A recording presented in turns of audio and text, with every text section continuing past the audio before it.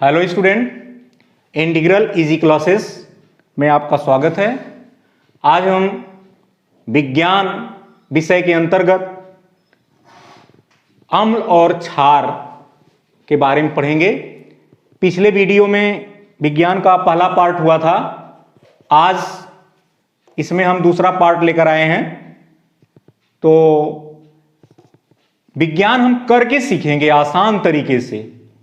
वैसे तो लॉकडाउन की स्थिति में सारे सिस्टम से करना मुश्किल है, क्योंकि प्रयोगशाला में जो भी चीज़ें मौजूद हैं वो विद्यालय पर हैं। तो मैं घर के संसाधनों से इसको अम्ल और क्षार को स्पष्ट करने की कोशिश करूंगा। उम्मीद है आप बहुत अच्छे से सीखेंगे, अम्ल और क्षार में अंतर कर सकेंगे और उनकी डिफिनीशन को जान सकेंगे। तो हम सर्वप्रथम अपने आसपास के अम्ल और क्षार के बारे में पढ़ेंगे, जो हमारे घरों में हैं, हमारे आसपास हैं, जिनका हम व्यवहारिक जीवन में प्रयोग करते हैं। तो अम्ल क्या है? सर्वप्रथम प्रश्न आता, अम्ल क्या है? तो अम्ल वे पदार्थ हैं जिनका स्वाद खट्टा है। अम्ल कैसे हैं? स्वाद में खट्टे हैं। वे पदार्थ जो स्वाद में खट्टे हैं, चखने पर खट्टे लगते हैं। लेकिन बच्चों जानते रहे, बहुत ढेर सारे ऐसे अम्ल हैं, ऐसे एसिड हैं जिनको हम चख नहीं सकते हैं।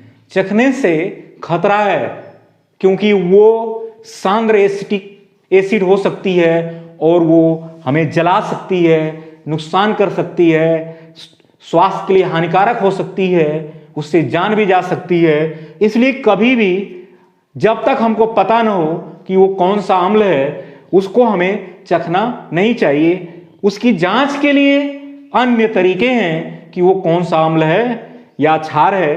तो स्वाद लेना खतरनाक है, इसलिए कभी भी बिना जाने समझे, बिना शिक्षक की गाइडेंस में हमें स्वाद नहीं लेना चाहिए। और उसमें देखें, मैं एग्जाम्पल लिया हूं। आप आम खाते हैं तो कच्चे आम में अम्ल होता है और उस अम्ल का नाम है सिट्रिक अम्ल। अगर हम देखें उसके फार्मूले को, उसका रासायनिक जो सूत्र है तो C6H8O7 है। फिर हम नींबू का भी प्रयोग करते हैं अपने खान पान में, जो हमारे चारों तरफ है। तो नींबू में भी सिट्रिक अम्ल ही पाया जाता है। फिर दही का प्रयोग हम लोग करते हैं। तो देखें, दही में कौन सा अम्ल पाया जाता है? लैक्टिक अम्ल। फार्मूला है C3H6O7। फिर टमाटर है, टमाटर भी खट्टा है। इसमें जो अम्ल है उसका नाम है ऑक्सैलिक अम्ल। इमली बच्चों बहुत खट्टी होती है, बहुत प्रिय आप लोगों को है। देखें तो इमली में कौन सा अम्ल पाया जाता है? टार्टरिक अम्ल। देखें इस अम्ल से थोड़ा अलग है, इसलिए इमली का स्वाद भी कुछ तेज होता है, ज्यादा खट्टा होता है। फिर देखें सिरका हमारे घरों में अचार बनाने के लिए प्रयोग में आता है। तो रस को हम कुछ दिन तक रख देते हैं तो वो सिरके के रूप में बदल जाता है। हमारा ये संतरा है, संतरा भी ठीक वही एसिड है, वही अम्ल है, सिट्रिक अम्ल। जो देख रहे हैं, जो आम में है वही नींबू में है, वही अम्ल संतरा में भी है। देखिए कभी कभी हमको चींटियां काट लेती हैं तो बहुत ज्यादा थोड़ा परपराहट होती है। उसका कारण क्या है कि उसके काटने के बाद वो हमारे शरीर में क्या छोड़ती है? Formic acid. फार्मिक एसिड से वो थोड़ी जलन होती है, खुजलाहट होती है, हमें पता चल जाता है।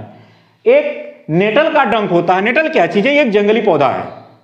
कभी कभी हम जंगल में ऐसे घूम रहे हों तो भूल बस हमारे शरीर में कहीं टच होता है तो उसमें कुछ ऐसी संरचनाएं होती हैं जो हमें डंक मार देती हैं। लगेगा डंक मार दी, बहुत तेजी से वो जलन पैदा करता है। तो उसमें भी फार्मिक एसिड पाई जाती है। तो ये हमने अम्ल के बारे में बताया। और हमने उन्हीं अम्लों का नाम लिया है जो हमारे आसपास या जिनका प्रयोग आप करते हैं उनसे संबंधित चीजें हैं। वैसे बहुत ढेर सारे अम्ल हैं, जैसे हाइड्रोक्लोरिक अम्ल है, सल्फ्यूरिक अम्ल है, एसिटिक अम्ल तो देखें ये सिरका में क्या है, एसिटिक अम्ल CH3COH। आप इसको अच्छे से याद रखेंगे। तमाम कंपटीशंस में ये, यहां तक कि पीसीएस वगैरह कंपटीशंस में भी कभी कभी पूछता है कि फला वस्तु में कौन सा अम्ल है, अम्ल का नाम पूछता है, कभी कभी नाम पूछता है, उसके साथ उसके रासायनिक सूत्र को भी पूछ देता है। तो ये बेसिक विज्ञान से लेकर के आपको आगे तक की ढेर सारी सूचनाएं दे रहा है, जिसको आप देखेंगे, करके देखेंगे। तो ये अम्लों के हमने नाम बताया, उनके सूत्र को बताया। अब हम क्षार के बारे में पढ़ेंगे। अम्ल और क्षार को साथ साथ पढ़ते हैं तो ज्यादा क्लियर होता है। देखिए, क्षार वे पदार्थ हैं जो कसैले होते हैं अर्थात कड़वा होता है। कैसा होता है इसका स्वाद? अम्ल का स्वाद कड़वा, या हम उसको कह सकते हैं कसैला। ये क्षार का स्वाद, क्षार का स्वाद कैसा है? कड़वा, कसैला।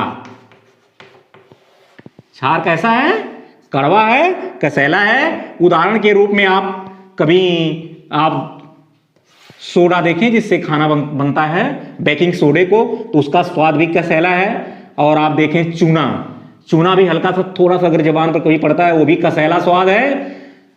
और ये जो कपड़ा धोने का आपका सोडा है वो भी कसैला होता है। तो खाने का सोडा, इसका नाम क्या है जो इसमें क्षार है? Sodium bicarbonate. इस क्षार का क्या नाम है? Sodium bicarbonate. ये खाने का सोडा है। उसका सूत्र क्या है? NaHCO3। उसके बाद हम देख रहे हैं धावन सोडा। इसका सूत्र का नाम क्या है? Sodium carbonate Na2CO3। फिर चूना आता है जो अक्सर लोग सुरती में मिला के खाते हैं, पान में इसका प्रयोग करते हैं। तो कैल्शियम हाइड्रोक्साइड होता है, इसका फार्मूला है CaOH तो कैल्शियम हाइड्रोक्साइड। और भी बहुत ढेर सारे क्षार हैं जिनमें OH लगाओ, जैसे potassium hydroxide, sodium hydroxide, so many. आप अगली कक्षाओं में और भी पढ़ेंगे, लेकिन यहां मुख्य जो हैं उनको मैं बता रहा हूं। खासकर आपके घरों में जो मौजूद हैं, मैं उन क्षार के बारे में बता रहा हूं। तो ये मैं बार बार फिर बोल रहा हूं कि स्वाद लेने का प्रयास, सूंघने का प्रयास हमें कम करना चाहिए, क्योंकि कुछ खतरनाक भी हो सकता है। जैसे ये कुछ खतरनाक अम्ल हैं, वैसे कुछ खतरनाक क्षार भी हैं जो हमें नुकसान पहुंचा सकते हैं। तो अगर हमें सूंघना भी नहीं है, चखना भी नहीं है, तो कैसे पता लगाएंगे कि ये अम्ल है या क्षार है? तो हमारे पास सूचक होता है जिसको हम इंडिकेटर कहते हैं। क्या कहते हैं? इंडिकेटर, सूचक।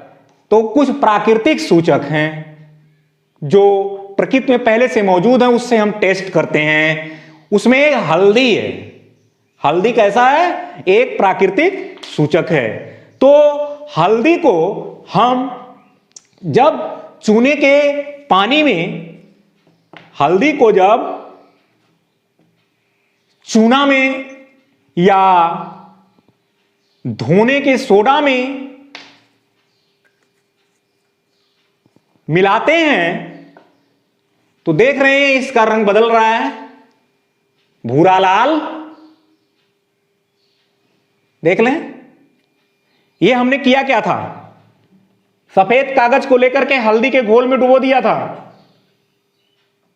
सफेद कागज को लेकर हल्दी के घोल में डुबो दिया था और फिर उसको सुखा लिया था। तो हम इसका प्रयोग जब चूने के साथ कर रहे हैं या ये खाने के सोडे के साथ कर रहे हैं या धोने वाले सोडा के साथ कर रहे हैं, तो ये देख रहे हैं इसका कलर क्या हो रहा है? भूरा लाल। तो हाँ देखें बच्चों, ये अगले सूचक हैं क्या? प्याज, लौंग। प्याज और लौंग का प्रयोग क्या करते हैं? इसमें गंध होती है ना, प्याज में भी गंध होती है, लौंग में भी गंध होती है। तो देखें आप लोग, जब हम प्याज के ऊपर एसिड डालते हैं, कोई एसिड ले लें, इसमें से नींबू का रस है और ये आम का रस है, ये आप देखें सिरका है, और ये मैं ठोस रूप में रखा हूं टमाटर, ये आम है, ये नींबू जो निचोड़ा गया है, आप देख रहे हैं इसको। तो मैं प्याज पर ये एसिड नींबू का रस गिरा रहा हूं। अब नींबू का रस गिरा देंगे, थोड़ी देर बाद देखेंगे कि जो प्याज में तीखी गंध आती है वो खत्म हो गई। तो ये प्रयोग बच्चों आप कर सकते हैं। अगर सपोज करें कि ये घोल रखा हुआ है, ये एक घोल रखा हुआ है, तो कैसे चेक करेंगे? ये चेक करने का तरीका हो गया। अब आप देखें ये लौंग है, लौंग, तो लौंग को भी इस एसिड में हम डुबो दें, देखें इसमें लौंग में भी एक विशेष महक होती है, तो आप देखेंगे कि ये महक खत्म हो जाएगी, लौंग की जो खुशबू आती है वो खत्म हो जाएगी। तो ये क्या है? ये सूचक इस तरह के हैं। फिर गुड़हल का गुलाबी पुष्प है, गुड़हल का गुलाबी पुष्प। अगर गुड़हल थोड़ा कुछ गाढ़ा होता है, कुछ हल्का गुलाबी होता है, तो आप देखें कि ये हल्का, ये लाल वाला है, गुलाबी वाला गुड़हल लिए हैं, हमने इस पर क्या किया कि चूना डाला या खाने का सोडा डाला, तो ये इसका रंग क्या हो जाता है? थोड़ी देर बाद हम देखते हैं कि इसका रंग नीला हो जाता है। क्या हो जाता है? इसका रंग नीला हो जाता है। इसका मतलब कि ये गुड़हल के फूल की जो पंखुड़ी है वो टेस्ट करती है, किसका टेस्ट करती है? क्षार का। क्या टेस्ट होता है? जब इस पर हम क्षार का लगा देते हैं, क्षार में डुबो देते हैं, तो ये इसका रंग नीला हो जाता है। और भी गुड़हल के पुष्प का प्रयोग आप देखेंगे, जब हम इस पर एसिड डालते हैं, ये अम्ल डालते हैं, तो थोड़ी देर बाद देखते हैं कि ये जो गुलाबी था कुछ गाढ़ा गुलाबी हो गया, तो ये भी इंडिकेटर हो गया। ऐसे ही और भी पुष्प हैं, उनके अलग अलग आप प्रयोग कर सकते हैं। तो देखें, ये हमने करके देखा कि कौन कौन सी क्रियाएं होती हैं टेस्ट के दौरान जो घर पर संभव हो, जो प्रयोग हम प्रयोगशाला में कर सकते हैं वो यहां नहीं कर सकते हैं। जैसे लिटमस पेपर। लिटमस पेपर दो प्रकार का होता है, नीला और लाल। ये प्राकृतिक सूचक है, याद रखिएगा, लिटमस पेपर भी प्राकृतिक सूचक है जो लाइकेन से बनता है। तो नीला लिटमस पेपर जो है, नीले लिटमस पेपर को जब अम्ल में डालते हैं तो लाल हो जाता है। याद रखेंगे, नीला लिटमस पेपर अम्ल में डुबोने पर कैसा होता है? लाल। वो भी हम कैसे देखेंगे? ऐसे लिटमस पेपर होंगे, जो पेपर होंगे उसको हम लेकर प्रयोग करेंगे। ऐसे लिटमस पेपर को डुबोते हैं और उसका रंग बदल जाता है। चूंकि यहां लिटमस पेपर नहीं है, इसलिए मैंने अन्य तरीके से आपको समझाने का प्रयास किया। और लाल लिटमस पेपर को जब हम क्षार में मिलाते हैं तो लाल लिटमस पेपर क्या हो जाता है? नीला हो जाता है। फिर क्या है? फिनाफ्थलीन है। फिनाफ्थलीन एक रंगहीन पदार्थ है। फिर एक मेथाइल ऑरेंज है जो नारंगी रंग का है। तो ये कुछ मुख्य आपके प्राकृतिक सूचक हैं जिनको हम उंगली पर गिन के बता सकते हैं, 1 2 3 4 5 6 7। तो बच्चों, आप लोग काफी ध्यान दिए होंगे, समझ गए होंगे कि हम लोग कैसे इसको करके सीख सकते हैं। तो देखें, फेनाफ्थलीन जो है एक रंगहीन पदार्थ है और वो जो है अम्ल के साथ कोई रिएक्शन नहीं करता है। अम्ल से इसका कोई परिवर्तन नहीं होता है। लेकिन फेनाफ्थलीन को जब हम क्षार में डालते हैं तो क्षार में जब इसको हम डालते हैं तो गुलाबी हो जाता है। ए मेथाइल ऑरेंज, इसका वास्तविक कलर नारंगी है और अम्ल में डालते हैं तो लाल होता है, क्षार में डालते हैं तो पीला होता है। याद कर लेंगे, आप चाहें तो नोट कर लें। मेथाइल ऑरेंज को अम्ल में डालेंगे तो लाल होगा, रेड, और मेथाइल ऑरेंज को जब क्षार में डालेंगे तो पीला होगा। फिनाफ्थलीन क्या है? इसमें इसको जब अम्ल में डालेंगे तो कोई परिवर्तन नहीं दिखाई देगा, लेकिन जब इसको क्षार में हम डालते हैं इसको, तो ये फेनाफ्थलीन गुलाबी हो जाता है। ठीक है, तो ये छोटे छोटे कुछ प्रयोग थे जिसके द्वारा आप करके देखें। ये आपके घर पर ये मौजूद सब आइटम थे। क्या थे? घर पर मौजूद थे। देखिए ये दही भी हमने रखा है, ये भी एक खट्टा अम्ल है। ये आपके सामने आम है, देख रहे हैं, तो आम का यहाँ ना सिट्रिक अम्ल हुआ, ये उसका सूत्र हुआ आम का ये है। फिर टमाटर का देख लें, ऑक्सैलिक अम्ल है, टमाटर के लिए है। फिर ये देखें आप, हम नींबू का रस इसमें निकाल लिए हैं इस नींबू से, और ये आम का रस फिर हमने उसको निकाला है, आम का रस निकाला है। फिर आप देखें ये सिरका है। तो घर पर ये सब चीजें थी, चूना, धावन सोडा और खाने वाला सोडा, ये आपके क्षार हैं। तो अम्ल वे पदार्थ हैं जो स्वाद में खट्टे होते हैं, क्षार वे पदार्थ हैं जो स्वाद में कड़वा कसैला होता है। इनके सूचक क्या है? प्राकृतिक सूचक क्या है? हल्दी, प्याज, लौंग, गुड़हल का गुलाबी पुष्प, लिटमस पेपर, फेनाफ्थलीन, मेथाइल ऑरेंज। तो बच्चों आप समझ गए होंगे। अब हम आपको इससे संबंधित कुछ होमवर्क देंगे। तो अब जब आप कुछ होमवर्क करेंगे, कुछ इस पर विचार विमर्श करेंगे, तो आपका ज्ञान अस्थायी होगा। तो अभी हम आपको होमवर्क देते हैं। तो बच्चों, होमवर्क देने से पहले कुछ चीजें छूट गई हैं, उनको आप एक बार फिर देख लें। मैं जैसे ये हल्दी में जब हम उस पर चूना डालते हैं तो आप देखें इसका रंग लाल हो गया ना, आप देखें लाल हो गया रंग। लेकिन जब हम पुनः इस पर अम्ल डालेंगे तब देखते हैं क्या होता है। पुनः अम्ल डालने पर आप देखेंगे, देख ले, फिर अपने वास्तविक रूप में आ गया, रिवर्स हो गया। देखें, क्षार से रंग भूरा लाल हुआ था हल्दी के पेपर का, और फिर उस लाल वाले हिस्से पर हमने फिर से उस पर अम्ल डाल दिया, तो आप देख रहे हैं फिर पीला हो गया। कि ये रिवर्स हो रहा है, जिसको कहते हैं प्रत्यावर्ती, पुनः जो है उसी में आ गया ये। जैसे हमने इसको जब क्षार में डुबोया था तो भूरा लाल हुआ था, और फिर जब इस पर हमने अम्ल गिराया तो आप देखें फिर वो अपने मूल रूप में आ गया। तो ये इस तरह से हम उस रंग के बदले हुए को फिर क्षार से या क्षार वाले से बदले हुए को अम्ल से पुनः परिवर्तित कर सकते हैं उसके रंग में। यही काम हम लिटमस पेपर में भी करते हैं।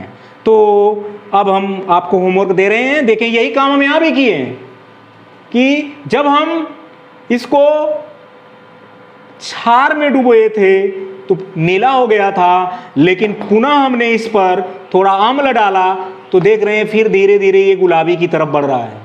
तो ये रिवर्स होता है, मतलब प्रत्यावर्ती होता, बदलता, अपने मूल रूप में आता है। कब? जब क्षार से अम्ल का और अम्ल से क्षार का, क्योंकि अम्ल और क्षार एक दूसरे के दुश्मन होते हैं। ये उसको काटता है, ये उसको काटता है, ये इसके प्रभाव को ये काटता है और इसके प्रभाव को ये काटता है। इसीलिए अगर किसी के मुंह में एसिड चली गई हो, जलन हो रही हो, तो हमें तनुक्षार लेना चाहिए, और जब क्षार से जल ना हुआ तब हम उस पर अम्ल डालते हैं। ये दोनों एक दूसरे के, सुने होंगे कि आप लोग कि कोई जल गया एसिड से तो उस पर दूध डाल देते हैं, या ठंडा, बिल्कुल ठंडा पानी डाल देते हैं। तो क्षार से एक दूसरे के दुश्मन होते हैं, एक दूसरे को काटते हैं, इसीलिए ये पुनः अपने उस रूप में आ जा रहा है। तो हम देखें, होमवर्क अब दे रहे हैं। पहला क्वेश्चन, अम्ल और क्षार के साथ साथ उदाहरण लिखें, अपने आसपास उदाहरण लिखें, साथ साथ आपको 10-10 उदाहरण मिलते हैं, 10 लिखेंगे।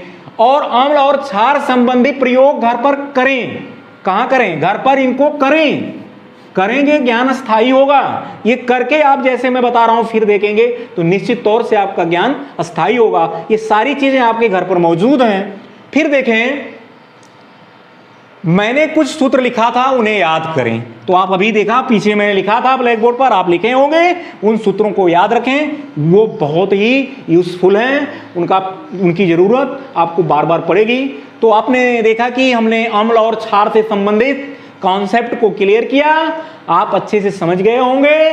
तो बच्चों, मित्रों, आप मेरे इस वीडियो को अधिक से अधिक शेयर करें, सब्सक्राइब करें, लाइक करें और अधिक से अधिक लोगों तक पहुंचाएं, ताकि ये सरलतम घरेलू प्रयोग पर आधारित लॉकडाउन के दौरान किया गया प्रयोग ये ज्यादातर लोग कर सकें, अम्ल और क्षार की अवधारणा को समझ सकें। थैंक यू, धन्यवाद।